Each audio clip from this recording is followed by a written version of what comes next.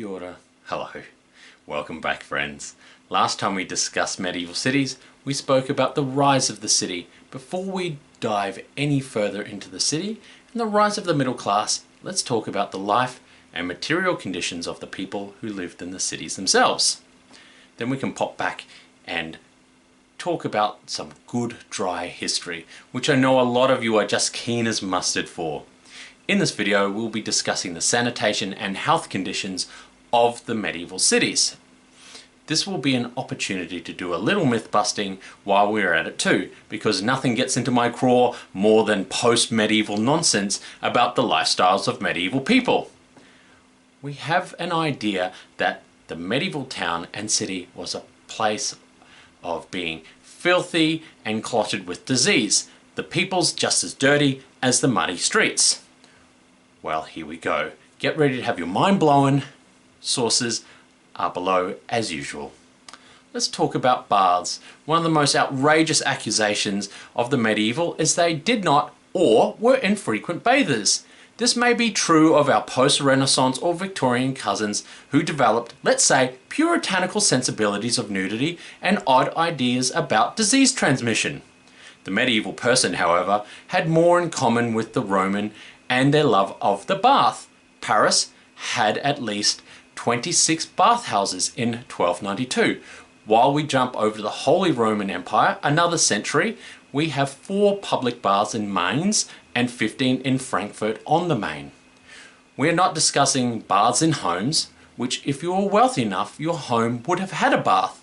These are public baths where people love to just congregate and lather up. Bathing was about the social and communal life. This is important in the medieval world. Many people would have bathed as much as twice a day. Now you're all nice and clean from your bath and you step out into the street and it is all covered in filth. Oops, you forgot you live in a place where the streets are no more than mud and with no sewage management, and everyone dumps their turds in the street. This is where it gets interesting. Well, accounts exist where the English spoke of Paris as stinking and being unclean, yet so too did the French of London. Yes, it appears to be a symptom of the general disdain the peoples had of each other, while evidence shows both cities, like all medieval cities, had in place measures to mitigate waste and odours from the city streets. Some towns did have underground sewage systems, although rudimentary. Waste management relied on gravel or cobbled roads with a guttering. The roads were funded and maintained by the councils from tax collection and in part by the shopkeepers and homeowners. These roads and gutters were to be swept clean of filth, and failure to do so would attract a fine from the town council. So how did waste get on the street besides animals and industrial waste? There is the famous street privy overhanging the street on the second floor to nicely deposit a load on the passerby. Archaeological evidence shows that the medieval period did have a latrine pit. Wealthier houses had the pit well away from the house in a separate building. Archaeological digs of poorer houses show the buildings to be well maintained and swept clean. Most likely their leavings went into a pot to be disposed of. The famous image of the privy overhanging the street is a result of intense urbanization during the Tudor and subsequent post-Renaissance eras. To just drop your waste into the street was an offence during the medieval period.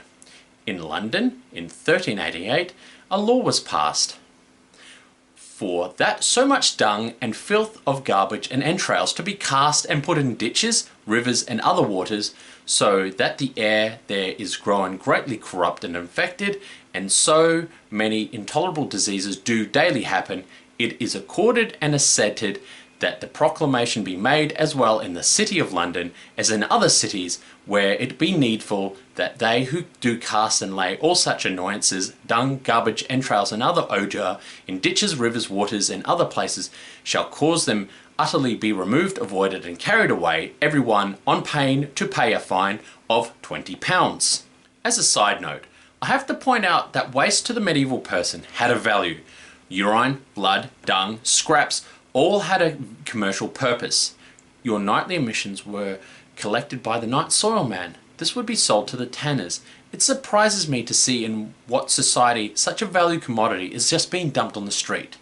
Speaking of tanneries, as the tanning process required hides to be immersed in timber pits of foul liquids, which needed to be washed at each stage of the tanning process. This required access to fresh running water, such as a stream or river. Not only a smelly business, but also an environmental hazard. As such, in the late medieval period, tanners were required to work outside of city limits. Bristol, for example, in 1344 prohibited tanners and girdlers from working within the walls or highways where the majority of people passed. Now we can see the medieval person was tidy, their streets were clean, and the cities were at least not stinky, as the more odious industries were moved to the outskirts, much like modern cities. But they were ridden with plague. It is true that the plague swept through the cities without mercy. Watch our series on the plague for more. But medieval cities were well tended for doctors and hospitals. Many cities had free doctors for the poor and hospices available for those that needed them. Doctors were not rare in the cities either. In Milan in the 13th century, they had up to 200 physicians, while in the 14th century, Milan was providing a salary for physicians to see the poor. As mentioned in our video on confraternities, many confraternities were set up to provide support to the poor, such as hospices and hospitals. Medieval society within the communes worked on the principle of mutual aid. The idea that the poorest were not provided for was the antithesis to their very principles. It was through these confraternities that many public works were undertaken, bridges built, roads paved, walls funded. All through the individual members of these confraternities coming together and funding large public works that the city or individuals could not themselves afford. So, what have we learnt? The medieval city was not as depicted in both modern media and in the post-medieval period. Instead, it was clean. It was a healthy place to live. The medieval sensibilities when it came to disease and smell were linked. For them, filth and foul smells were linked to the miasma, where the cause of diseases were uncleanliness. Cleanliness and good smells were paramount to healthiness. Again, we ask, why are medieval people depicted to the opposite of what they were? Later writers in the Renaissance and post-Renaissance periods who were discussing the medieval period lived in ever-crowded urbanized cities that struggled with sanitation. These places were dirty, so it too must go the medieval cities were dirty as well. It is important to note that many of the Renaissance and Enlightenment writings on the medieval period do not cast the medieval in a good light. They reflect on themselves as having come from barbarity, and the medieval period is that barbarity. So too the Victorians, and there is a whole bunch of nastiness they are responsible for when it comes to misrepresenting the medieval, and that is a whole different video. One of the reasons the medieval period is cast in a bad light is there must be a period for which the fall of Rome must be recovered from. Those of whom are writing are casting dispersions on those that came before.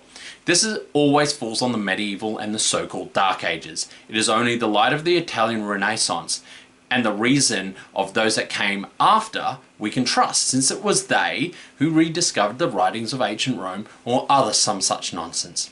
Anyway, I'm done with that. I was going to cut that part out, but I think it's really important to contextualize and point out the fallacies perpetrated about the medieval. It seems as I was writing the script that I started another series called Life in the Medieval Cities.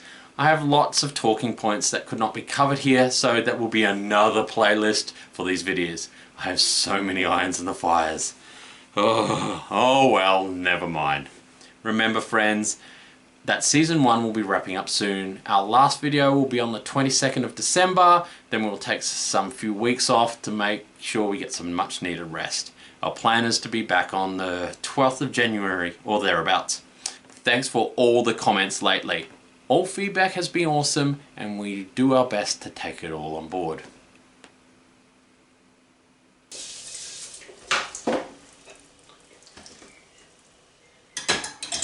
Hi, you're still here. That means you enjoyed the video. Remember, like, comment and subscribe. And stay safe, have fun, and keep reenacting.